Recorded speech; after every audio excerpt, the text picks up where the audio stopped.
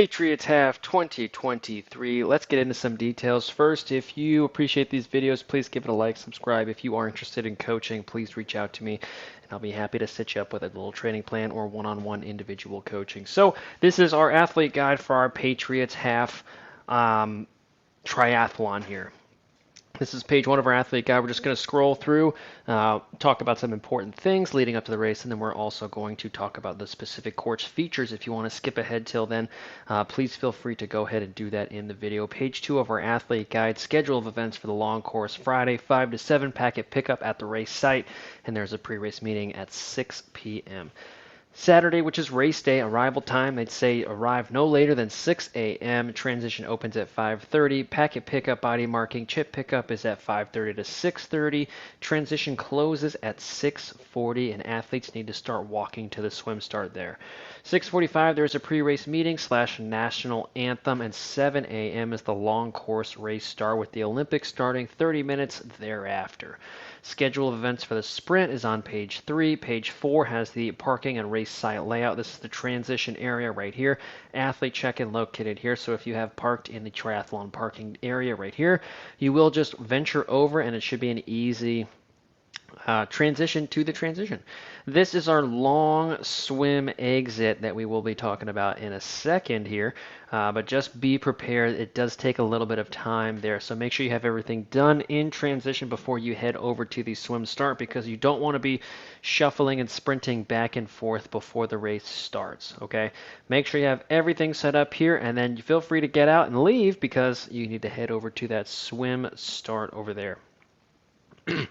Packet pickup and athlete check-in located on page 5. Bring your ID, questions, and I will tell you to ask a couple specific questions later on and throughout the video here. Timing chips are distributed at the packet pickup. Don't lose either.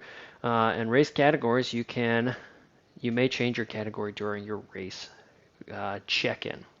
10 things to know about race day on page 6, course cutoffs and the transition area on page 7. They talk about how it's a first come, first serve with a 10-foot section of bike racks holding 6 bikes, 3 per side, 3 facing each way is probably a better way to say that, per rack. So if you are one of the front runners or an athlete who is nervous about the transitions in general, you might want to have an early arrival so you can get the top priority of bike rack locations. Page 8, race number locations. Right over here on our bib belt, we have it on the helmet and the bike frame.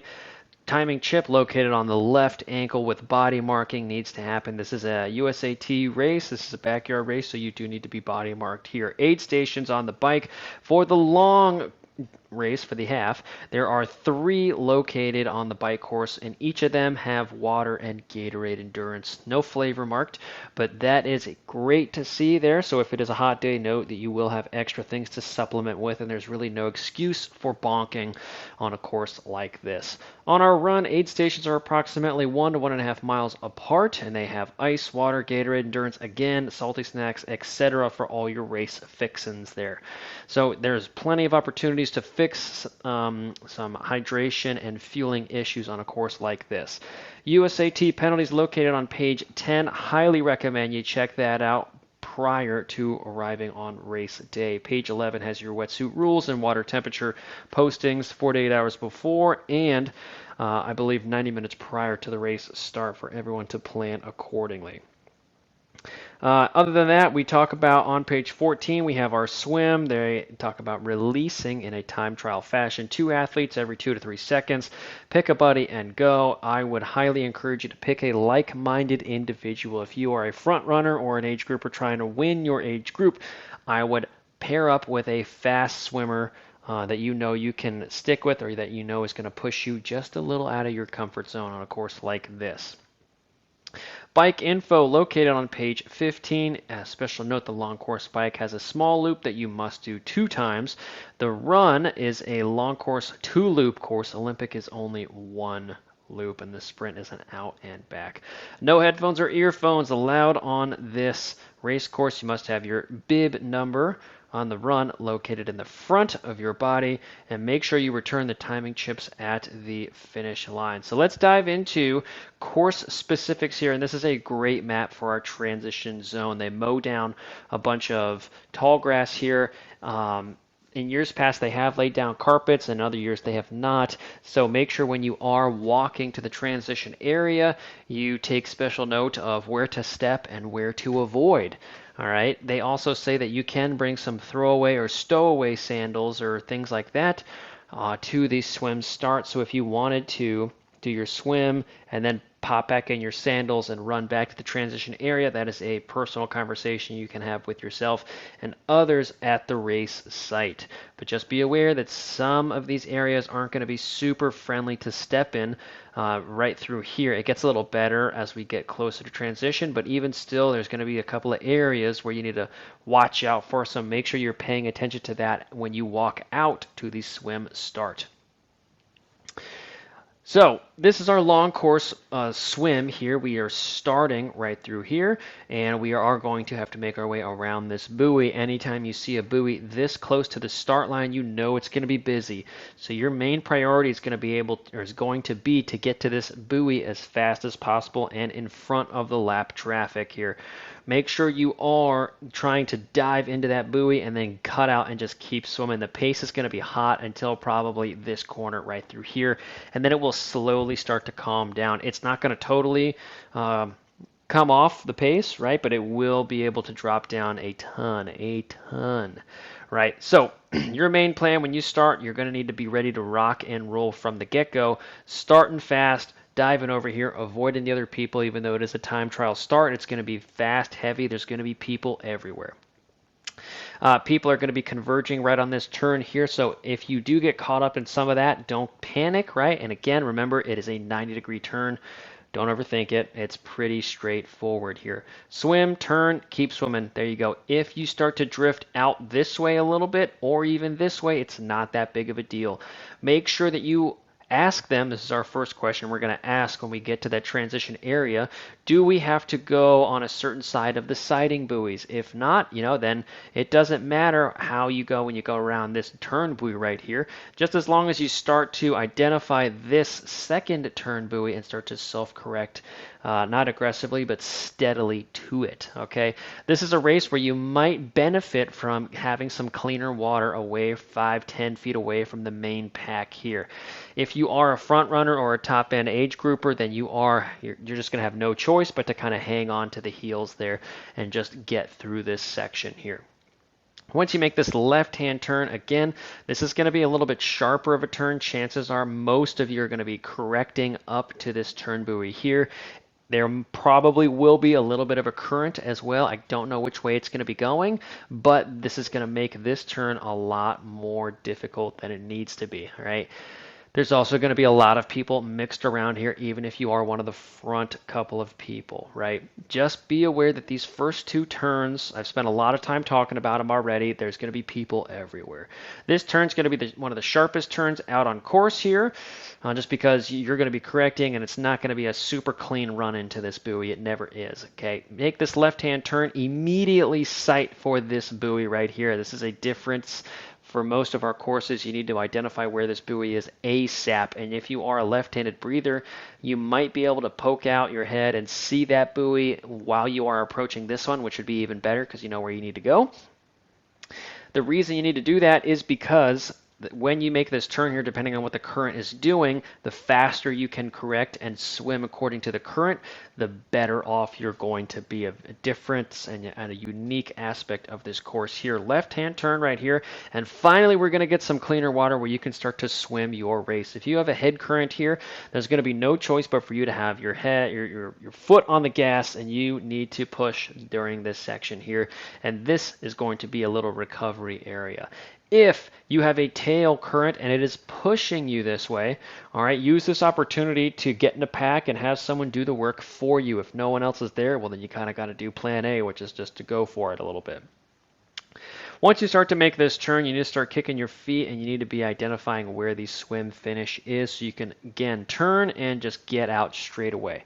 A common course for athletes to cramp up in the calves and the lower legs here is because we have a really shallow water exit, so you can get really, really close to the water, and then you can stand up very, very close to the shore. So make sure that you don't have that happen to you by kicking your feet a little bit extra, probably when you get to the second to last or the last sighting buoy on this little stretch here, and continue that all the way to the swim finish.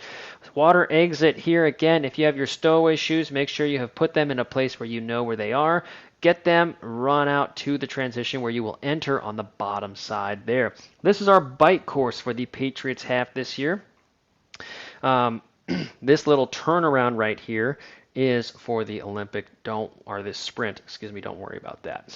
So for us, we are going over here, and then we are doing a counterclockwise loop, and we will do this side again, and then we will drive back into town. These smiley faces are the aid stations, so the first one that you're going to hit is going to come very fast. You're going to hit that one right there before mile 15, and then you will go all the way around here where you will hit this next one at mile 26-ish, and then you'll make a turn again, and this is going to be at mile 38, 39, right in there, before you go for a direct drive back in. And this is our athlete profile of the course here. We have a best bike split already set up for you. It looks really busy. So what we're going to do to just identify some quick areas is take away our speed and elevation for you. And immediately, hopefully, what you can see is that this bike course is split up into a couple different sections.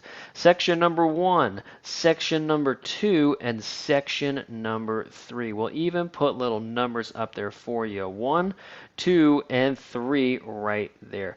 So our first section that we identified right through here, these first 10-ish miles, this is going to be the first little drag, the first little stretch, and if we go to our Ride with GPS area, you can see that there's not a lot going on. Of our 1,900 feet, we have about 180 feet of elevation gain.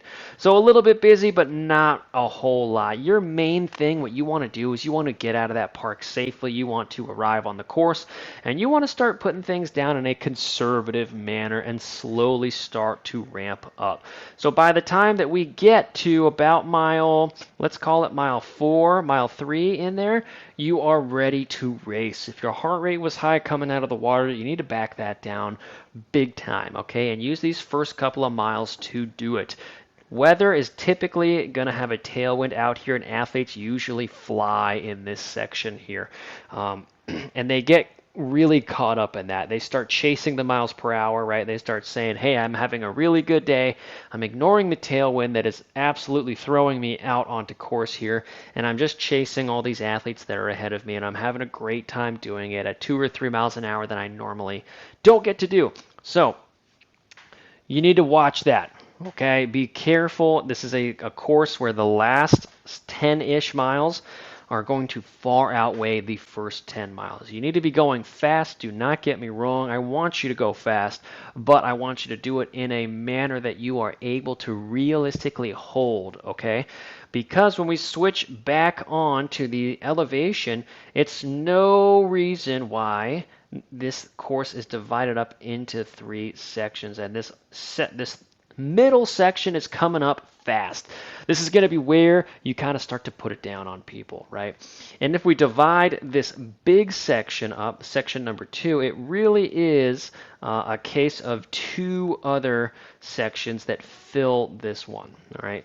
First one that we dive into, right, I'm going to take this off so we can see exactly where it is. Starts right when we make this right-hand turn. You're going to approach that aid station. It's going to be fast, so watch out. Make sure you don't skip it or fly through it too fast and miss your nutrition. And then once we start to turn around, then the party really starts right back through here. It's fun up until this point. You can really start to push the pace, but after 13, 15 miles, right, there's just no escaping what's about to happen, right? So if you arrive at this point and you have been throwing it down, you're going to pay for it later on, so just be careful. Once we start to make this turn, right, the party is over and it is time to work. The big hitters are going to start to come to the front and leave the pretenders behind, right? Don't be a pretender, be a contender out on race day. And really pace yourself up until this point, and then the work really starts, right?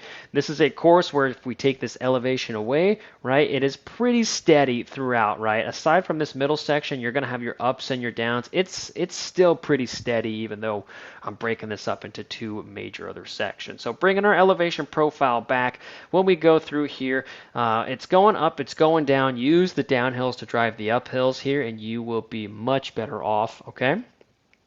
Once we start to make this turn on this back section here, another left-hand bend, it gets a little bit lonely here, right? But you should have a tailwind. Athletes who are really high cadence athletes, you might want to think about shifting down a little bit in this back section. High cadence athletes can get sucked into, hey, I'm doing my 90, 95 RPM. I am happy. I am just kind of cruising down the road. And what will happen is you will get so comfortable, you're just going to start getting passed by athletes that have no business passing you here. So during this section, right, you really want to be on it. Don't be afraid to drop down to 80, 85 cadence right through here and really motor through this section, but in a conservative, proper way.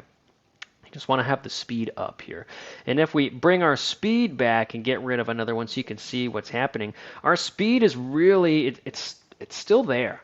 This is going to be one of the faster sections out on course, believe it or not, right through here. So you have the potential to go fast here, but a lot of athletes don't take advantage of the tailwind that is usually happening here. So just keep that in mind out on race day. And then when we start to turn again and start this little bottom section, this is an area that almost always gives people trouble. This is if we go back to our ride with GPS data, let me highlight this section here for us. Of our 1,900 feet, this is only 420, but we have a couple of bigger hills mixed in here. We just have some choppy territory right through here. And compounding all of this, we also have a headwind, which we have not really talked about yet. And that is for good reason. Once we start to make that turn again, right, then we're doing familiar roads. Watch this left-hand turn where we will rejoin the circuit. If you're a faster or a mid-pack athlete, you will be running into lap traffic here. So that is a corner that you don't want to totally crush, believe it or not. One of the few times I'm going to say that. Just because you have other people kind of going with you. And for that first half a mile, if you have other athletes around you that are slower, just, give them a heads up, tell them what's going on, and kind of don't be afraid to gently direct them to the right-hand side if they're on the left and things like that. You don't want to be caught passing on the right-hand side or crossing the yellow lines to pass an athlete only to get DQ'd or severely penalized per USAT rules. And now as we cruise down this back section again, this is going to be even more crucial this time about that cadence like we talked about last time. You just don't want to get super comfortable back here, all right? And you don't want to totally floor it back here, but you just want to keep having your foot on the gas, just getting down the road. And then once we make our last real turn out here on race day, we are driving all the way in for about, let's call it 16 miles, I believe. Let's get an exact number here for you. So in this section, it is 19.5 miles. This is where the bike and a lot of the run is actually won or lost, believe it or not, right through here. Usually there's a headwind here. I think right now on my best bike split predictions, we have a 5 mile per hour wind, and I can almost assure you that it is going to be more windy than that. At least it usually is. If that's the case, you want to be diving in and around people on the way back. And what I mean by that is you want to find someone ahead of you and slowly reel them in. Remember, you have a certain amount of time to pass them, so you can go up to them and use them as a springboard to go to the next person. If no one is around you, you want to have this section be an aerodynamic area. We're going to be using our flat windy protocol through this point, so if you find yourself really tucked in that aero position for longer than 10 minutes straight, you want to find a way to get out. Right, we do have a couple of undulations which will help with that, but a lot of times athletes get really sucked into that aero position for the whole way back. Please avoid that. Even if you just get out of that aero position for 4 or 5 pedal strokes before you get back in. If you get locked in for 20 miles, even if you're going 20 miles an hour, that's an hour in this position, okay? And this is a really mentally tough area. There's going to be points where you can see people in front of you for a long, long way, and it'll be really demoralizing when you see people way up the road. But don't let that get to you. This is also an area where people like to draft off of one another. It happens every year. It's an unfortunate instance, but it's just a product of the race venue and the environment that has kind of descended upon it. So just be aware that this is a draft heavy area. Don't get sucked into too many games at this point. And if people are drafting on you, make sure you let the commissaires know as they're driving by, because no one should have a free ride all the way back to T2. And that's the bike course in a nutshell here. And this is our run course this year. Remember, the long course is 2 loops this year. It's a newer run course where you will run all the way down through here. I don't know if this aid station is going to be on both sides. That's going to be a question for you to ask. And then you will descend through the forest here. And this area should be nice and shaded until you get out of it. You run past the high school over here, and then you will again run back through this back section here. And again, it is going to be undulating between sun and shade here. And this whole run course is a perfect disaster waiting to happen, right? It's usually humid here. There's usually a little bit of air movement right through here, but once you start to get into this back section, because of the wooded nature of the race, it is usually not very windy, and there's not a whole lot of air moving back there. So the humidity skyrockets, the temperature climbs a little bit, and so you're going to have your heat management protocols in effect big time, and that starts on the bike, believe it or not. This is the run course that I have been able to design for us. It's a little bit long here, but this is kind of the best that I can do with the information that I've been given. You can see here we only have 115 feet of elevation gain. So again, you're going to be kind of left up to what has happened on the bike to make the run a success. Do not overdo the run a lot, especially for those first 3 or 4 miles. This is almost always a course where athletes epically crater for that second loop. So pace yourself here, and if you are on that second loop, the 4 should be kind of your springboard for success. Remember that. Okay, so that is our Patriots race course in a nutshell. If you want more information individually, reach out to me. And again, if you want any coaching help, I will absolutely love to help you. So good luck, everybody, and we'll see you out there.